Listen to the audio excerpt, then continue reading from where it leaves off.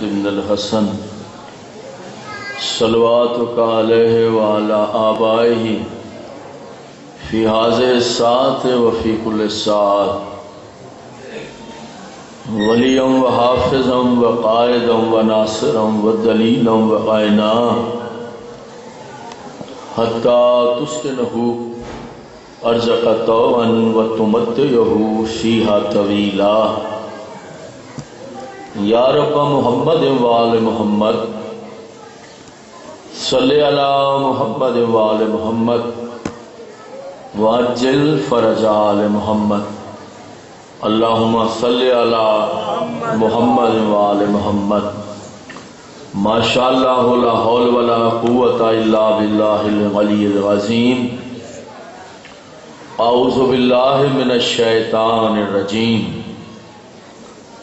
بسم اللہ الرحمن الرحیم الحمدللہ الذی ہدانا لہذا وما كنا لنہتدی لولا ان ہدانا اللہ لقد جاءت رسل ربنا بالحق والصلاة والسلام علی رسولہ الثقلین محبوب رب المغربین والمشرقین جد الحسن والحسین ابی القاسم محمد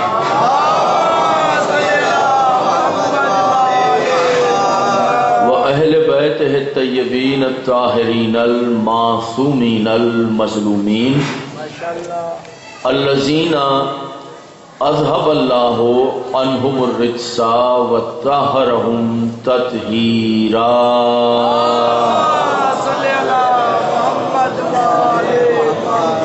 ولعنۃ اللہ علی اعدائہم اجمعین من یومنا ھذا الی یوم الدین اما بعد فقط قال اللہ تعالی فی کتابہ المبین و خطابہ المتین قولہ الحق بسم اللہ الرحمن الرحیم انما یرید اللہ لیذھب عنکم الرجس اہل البیت ویطہرکم تطہیرا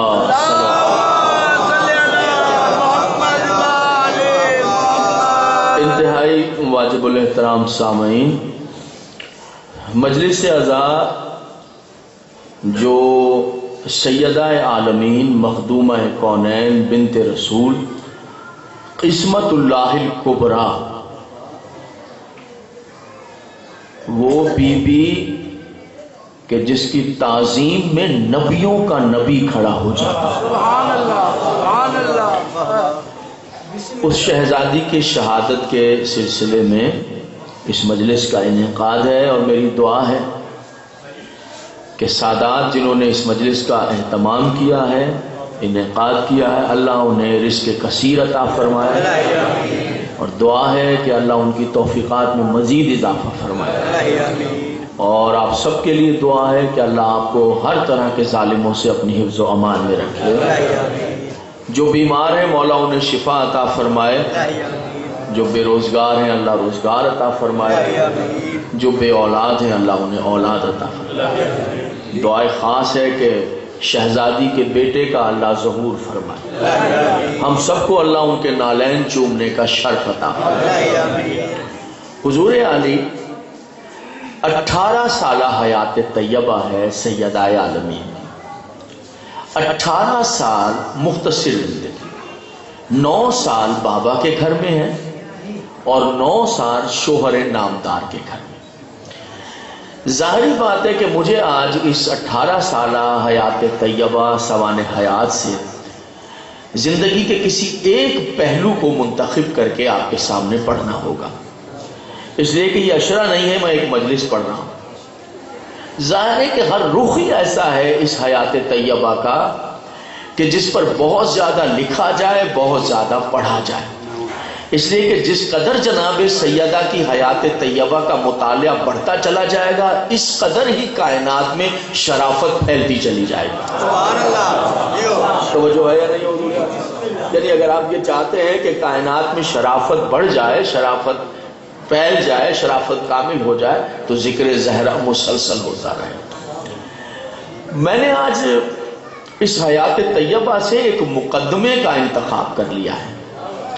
مشکل ترین گفتگو ہے، اور ایسی گفتگو کہ اگر یہ کہا جائے کہ ہمالیہ پہاڑ اٹھا کر کاندھے پہ رکھ لیا جائے تو شاید آسان ہو، لیکن جس گوشے کو پڑھنے جا رہا ہوں وہ بہت سخت ترین ہے اور مشکل ترین ہے، لیکن ضروری ہے کہ یہ چیز بیان کی جائے اپنوں کے سامنے، بیگانوں کے سامنے، اس لیے کہ یہ کوشش کی جا رہی ہے کہ بی بی کے حیات طیبہ کا یہ جو گوشہ ہے اس کو چھپا دیا جائے، اس پر پردے ڈال دیے جائیں۔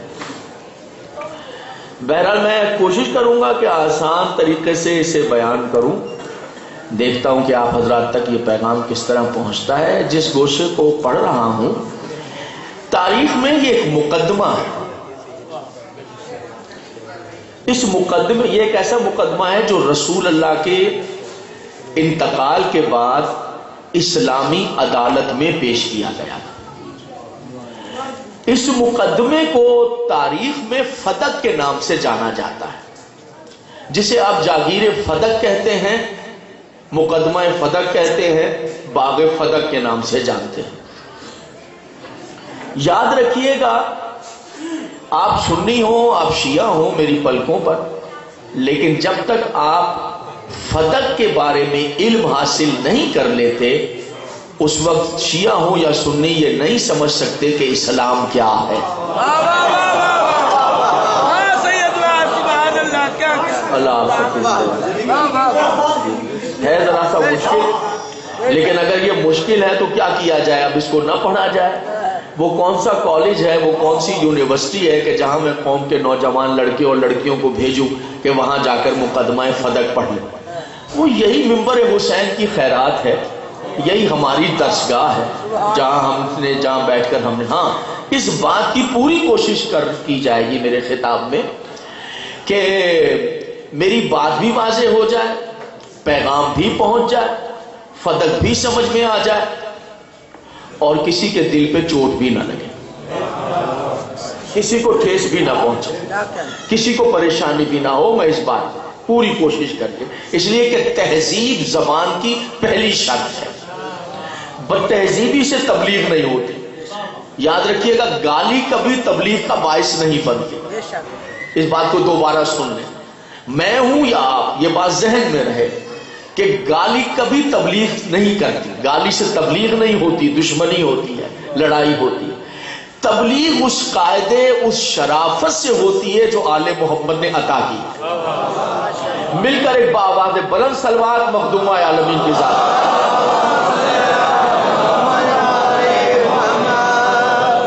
یہ حضور ایک جاگیر ہے جو سن 7 ہجری میں جب جنگ خیبر ہوئی اس وقت پیغمبر اسلام کو اطراف کے یہودی آ گئے، اور انہوں نے آ کر، میں واقعے کو پڑھتا چلا جاؤں گا، آپ نتائج خود نکالتے چلے جائیں گے، انہوں نے آ کر پیغمبر اسلام سے عرض کیا کہ مولا، ہم نے آپ کے بھائی کی قوت بازوؤں کو ملاحظہ کیا ہے، اگر ہمارے علاقے، جاگیریں، آبادیاں آپ کے بھائی کی تلوار سے محفوظ رہ جائیں تو ہدیہ تن، تحفہ تن، ہم آپ کو یہ جاگیر، یہ پراپرٹی پیش کریں گے۔ پیغمبر اسلام نے ان سے وہ تحفہ، وہ جاگیر کے ڈاکومنٹس جو ہیں وہ قبول کر لیے۔ ادھر رسول اللہ کے ہاتھ میں وہ جاگیر کے ڈاکومنٹس آئے، اور ادھر آپ نے اپنے بدن اطہر پر جبریل کے پروں کی ٹھنڈی ہوا کو محسوس کیا۔ سن رہے ہیں میرے دوست، متوجہ ہیں؟ جگہ خالی ہے، تھوڑا سا آگے آ جائے، ذرا سا میں چاہتا ہوں موضوع پہ بڑی پکڑ رہے ہیں ہماری، اور ذرا سا آگے آ جائیں، پیچھے والے ذرا آگے آ جائیں، وہ پیچھے والے۔ دیکھیے، میں جانتا ہوں کہ یہ چیزیں ممبر پر نہیں پڑھی جا رہی، لیکن بہرحال اس کی جرات کرنی پڑے گی، اس کو قاعدے اور طریقے سے بیان کرنا پڑے گا۔ آپ سیرت سیدہ عالمین پر 10 سال بھی تقریریں کرتے رہیں، لیکن اگر آپ نے فدق بیان نہیں کیا تو پھر کچھ بیان نہیں۔ ہاں، یہ بار بار کیمرے میں ریکارڈ کروا رہا ہوں۔ مومن سے لے کر پچھلے مومنین تک ہر مومنین مولا محافظت فرمائے آپ کی جناب سیدہ کے صدقے میں ہر مومنین کے شہر آباد ہوں. نعرہ تکبیر، نعرہ رسالت، ایمان نعت کے قرآن، علی ولی اللہ صراط مستقیم، نعرہ حیدری، یزیدیت، خاندان کے دشمنوں کے سارے نیٹ ورک پر لعنت، سیدہ حسین سلام اللہ علیہا کے دشمنوں کے سارے نیٹ ورک پر لعنت، یہ پاک خاندان علیہ السلام بلند سے بلند تر صلوات. کیسے آئے ہو امین وحی؟ یا رسول اللہ بات تحفہ درود و سلام اللہ کا پیغام لایا ہوں. اللہ کہہ رہا ہے میرے حبیب اپنے اقربا کو ان کا حق ادا کر. پیغمبر اسلام نے اسی وقت اپنی وہ ساری جائیداد جو آپ کو تحفے میں ملی تھی، آپ نے وہ ساری پراپرٹی آپ اپنی بیٹی جناب سیدہ عالمین کے نام ٹرانسفر کر دی. اگر آپ اجازت دیں تو آج میں ممبر پر پہلی بار آپ کو وہ وصیت پڑھ کر سناؤں جو رسول نے تحریر.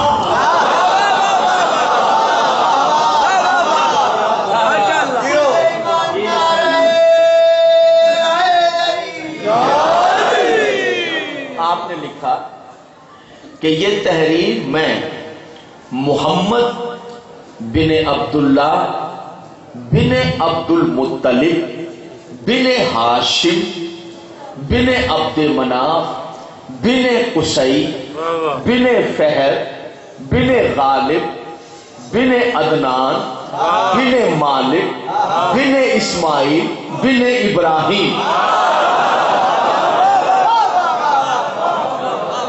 یہ جائیداد اپنی بیٹی فاطمہ زہرا کے نام، میں اس جائیداد کو اپنی بیٹی فاطمہ زہرا کے نام تحریر کر رہا ہوں، اس کی تحویل میں دے رہا ہوں.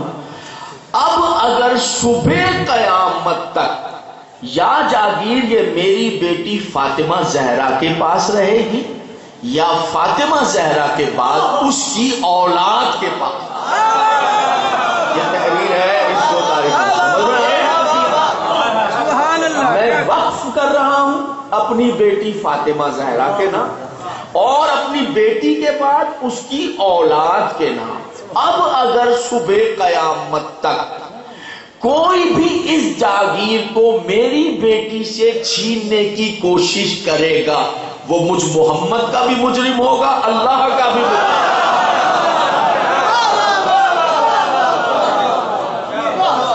اچھا پہلے تو یہ لکھا ہے کہ یہ تحریر ہے مجھ محمد بن عبداللہ بن عبد المطلب بن ہاشم بن عبد مناف.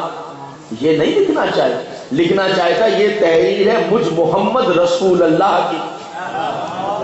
یہ نہیں لکھا، لکھا یہ تحریر ہے مجھ محمد بن عبداللہ بن عبد المطلب بن ہاشم. یہ رسول کی وسعت نظر ہے.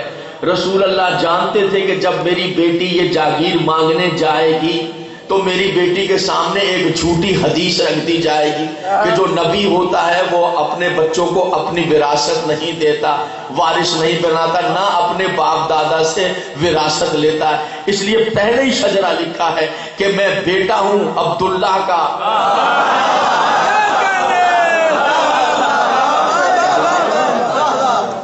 بہرحال 7 ہجری سے وہ پراپرٹی جو ہے موضوع ذرا مشکل ہے، میں اس کو پوری طریقے سے آسان سیدہ عالمین کے پاس آپ کے اعمال یعنی مزارع وہاں پر کام کرتے رہے. یہ چونکہ شام کی سرحدوں کے قریب کا علاقہ ہے، اس میں وہ باغات اور وہ اجناس وہ جنس پیدا ہوتی ہیں جو عرب میں نہیں ہوتی. انگور، مختلف قسم کی کھجوریں، مختلف قسم کے انار، جنس ٹھنڈے اور میٹھے پانی کے جھرنے، بہت خوبصورت. اس کی باقاعدہ انکم جو ہے وہ سیدہ عالمین کے پاس پہنچتی رہی. وہ کتنی انکم تھی اس کے بارے میں مختلف روایتیں موجود ہیں کہ وہ کتنی تھی جاگیر کی انکم. ایک دفعہ معصوم سے پوچھا گیا تھا کہ یہ بتائیے کہ آپ کی دادی کی جاگیر کتنی تھی جس کا فساد ہے تاکہ وہ جاگیر ہم آپ کو دے دیں تاکہ یہ مسئلہ ہے. معصوم نے کہا اگر تو وہ جاگیر مجھے دے دے گا پھر تیرے پاس کیا بچے گا؟ انہوں نے کہا وہ کتنی جاگیر تھی؟ فرمایا مشرق سے مغرب تک، شمال سے جنوب تک جو کچھ ہے وہ حق زہرا ہے. تو انکم کتنی تھی؟ تاریخ کے پیرائے میں چلتے ہیں، ایک ایک لفظ کو یاد رکھنا. تو تاریخ نے لکھا 5000 درہم سرخ، 7000 درہم سرخ. یہ بہت بڑی رقم ہوتی ہے اس وقت کی، بہت بڑی رقم ہے. درہم سرخ 5000 7000 انکم آتی تھی وہاں سے جناب سیدہ کی. تو بی بی اتنے زیادہ پیسے کا کیا کرتی تھی؟ اتنا جو پیسہ آتا، تاریخ کا یہ اہم موڑ بھی ذہن میں رہے. اتنا جو پیسہ آتا تھا تو کیا کہاں جاتا تھا؟ سیدہ کیا کرتی تھی؟ یاد رکھیے گا عرب میں جتنے غریبوں کے گھر شام کو چولہا جلتا تھا وہی فدق کی آمدنی تھی جو جناب زہرا غربا بتاتی.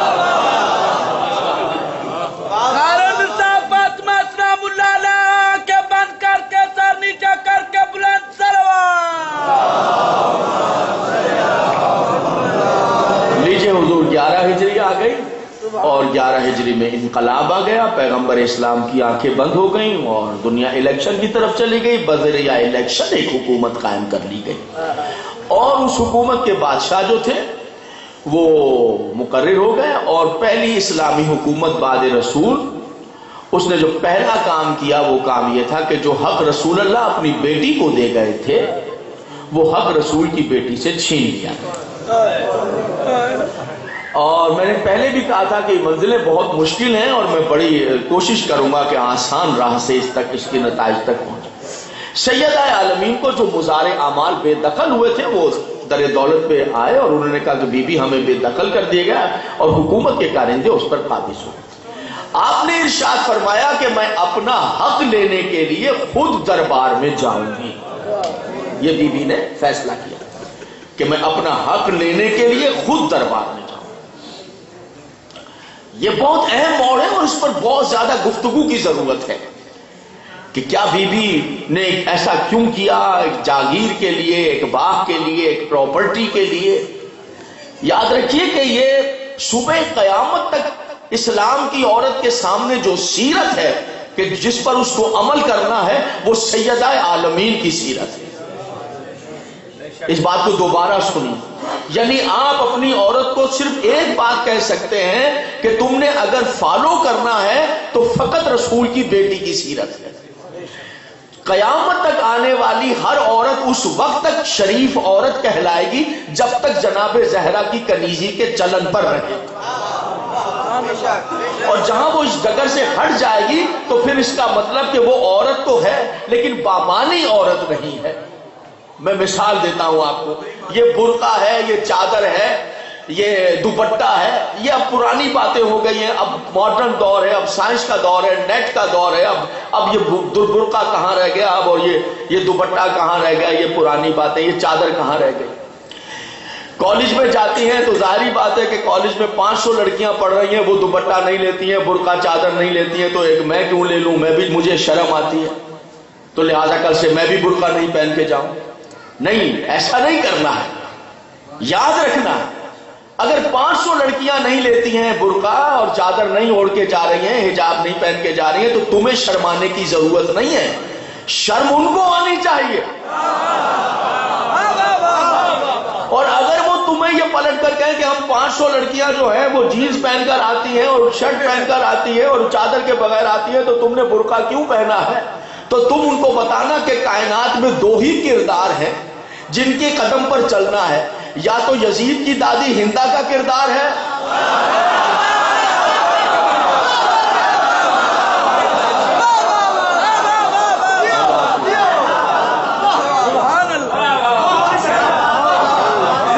یا مادر حسنین کا کردار ہے.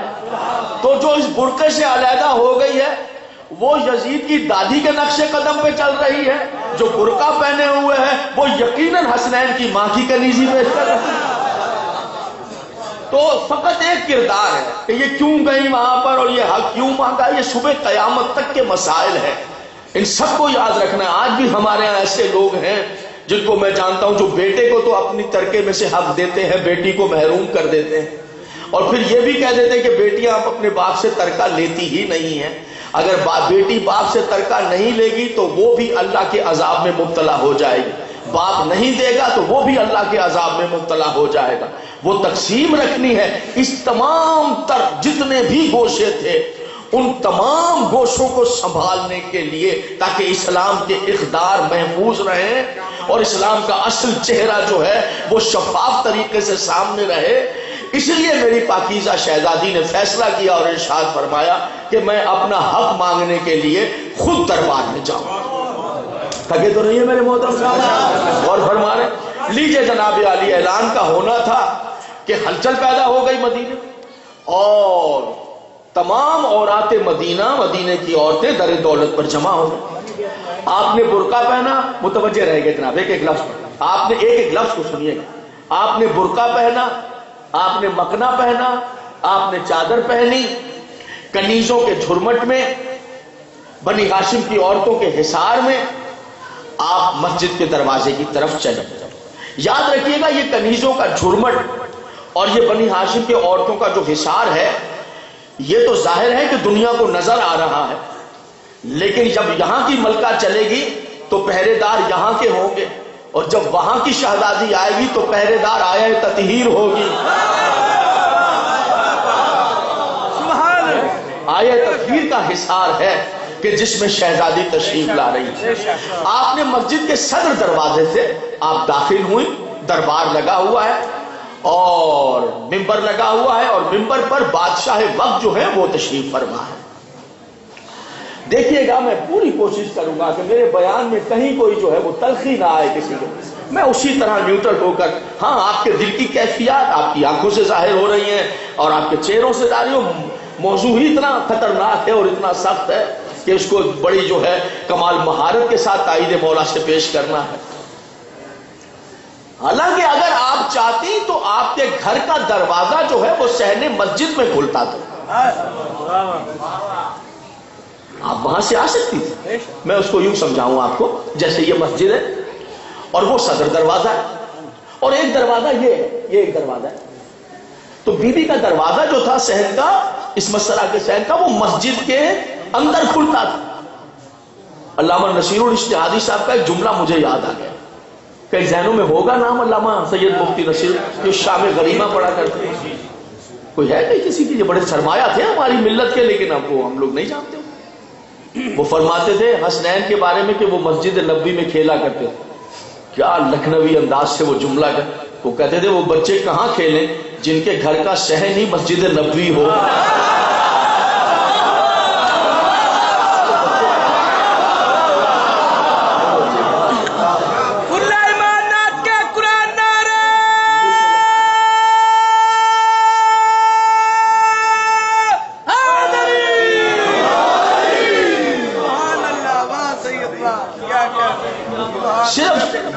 صرف امیر المومنین کے گھر کا دروازہ, جناب حسنین کے گھر کا دروازہ معصومہ مسجد میں نہیں کھلتا تھا, بلکہ تمام صحابہ رضوان اللہ علیہم کا گھر کے دروازے مسجد کے صحن میں ہی کھلتے تھے.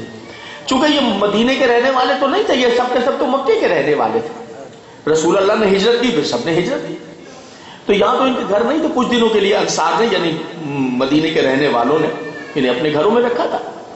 پھر پیغمبر اسلام نے مسجد نبوی بنائی تو مسجد کے اندر ہی سب کے کوارٹر بنا دیے تھے. گھر جو تھے وہ سب کے بنا دیے, سب اسی میں رہتے, سب کے دروازے مسجد کے صحن میں کھلتے, صحابہ وہیں سے جاتے تھے. بعد میں اللہ نے کہا میرے حبیب تیری پاکیزہ مسجد ہے, یہ تیرے صحابی ہر حال میں گزر جاتے ہیں.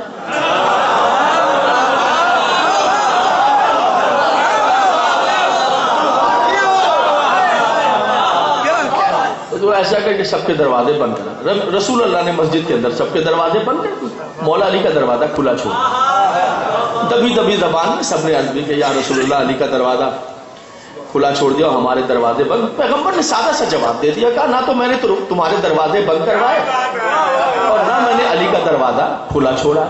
اللہ نے تمہارے دروازے بند کر دیے اور اللہ نے علی کا دروازہ کھلا چھوڑا. اب لوگ عموماً ہم سے شکایت کر بیٹھتے ہیں کہ صاحب آپ کو بیٹا چاہیے تو علی کے دروازے پر, رزق چاہیے تو علی کے دروازے پر, صحت چاہیے تو علی کے دروازے پر, گھر چاہیے تو علی کے. کچھ اور لوگ بھی ہیں التجا اتنی کرتے ہیں ہم، ہاں یقیناً ہوں گے، مگر جن کے دروازے اللہ نے بند کر دیے، بند دروازوں پر بھیک مانگنا کہاں کیا؟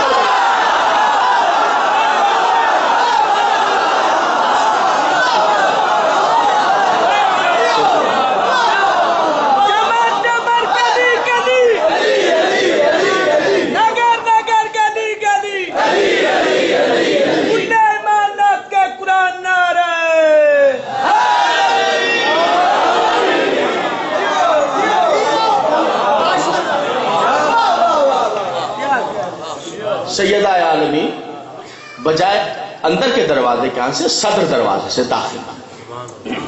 تاریخ نے لکھا ہے کہ دربار بھرا ہوا تھا، اور جب آپ نے قدم رکھا، برقعے میں ہے، حجاب میں ہے، سر سے لے کر پیر تک چادر میں، عجب جملہ ہے، اسے شیعہ مورخین نے بھی لکھا، سنیوں نے بھی لکھا، جا کے پڑھ لیجیے تو تاریخ پڑھو۔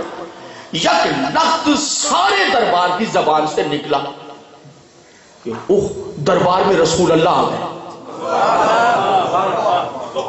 رسول مرد ہے، بی بی مستور ہے، تاریخ نے لکھا ہر درباری کی زبان سے نکلا رسول اللہ آ گئے۔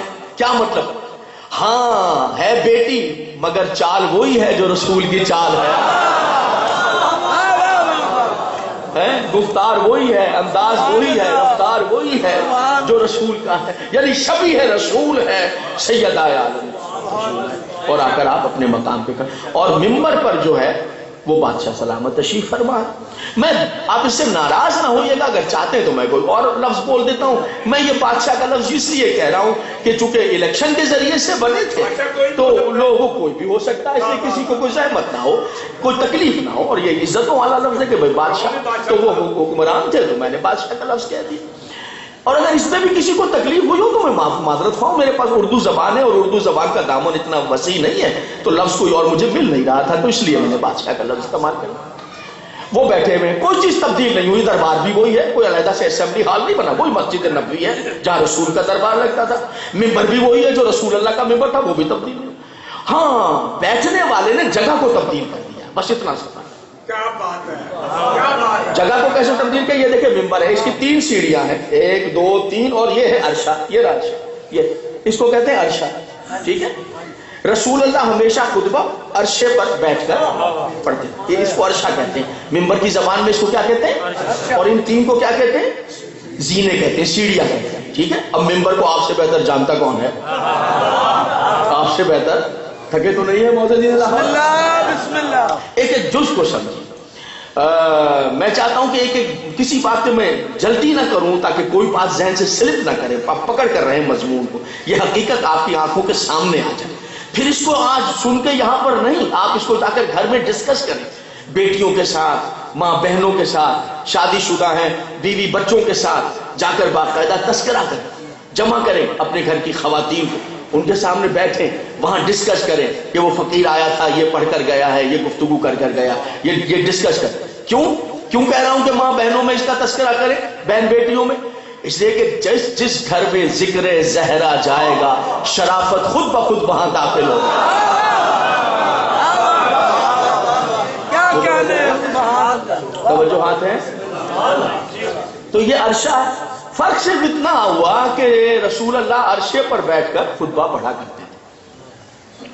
جو آج حکومت قائم ہوئی، اس کے جو بادشاہ آئے، انہوں نے رسول کے احترام میں یہ عرشہ چھوڑ دیا اور نیچے سیڑھی پر بیٹھ کر خطبہ دیتے کہ جہاں رسول بیٹھتے تھے بھائی ہم نہیں بیٹھیں گے، احترام کی جگہ ہم احترام ہم۔ جو دوسرے بادشاہ آ گئے 13 ہجری میں، انہوں نے رسول کے احترام میں یہ عرشہ چھوڑ دیا اور ان بزرگوں کے احترام میں پہلی سیڑھی چھوڑ دی، دوسری سیڑھی پر بیٹھ کر خطبہ پڑھا۔ پھر حکومت دوبارہ بدل گئی، جو تیسرے بادشاہ اسلام کے، انہوں نے 2 بزرگوں کے احترام میں سیڑھیاں چھوڑی، تو رسول کے احترام میں عرشہ چھوڑ دیا اور آخری سیڑھی پر بیٹھ کر خطبہ۔ معززین لاہور، 4تھی منزل پر حکومت علی کی جوتیوں میں آ گئی۔ علی چلے خطبہ پڑھنے کے لیے تو لوگوں نے کہا کہ انہوں نے تو رسول کے احترام میں عرشہ چھوڑا، انہوں نے سیڑھیاں چھوڑی، اب تو کوئی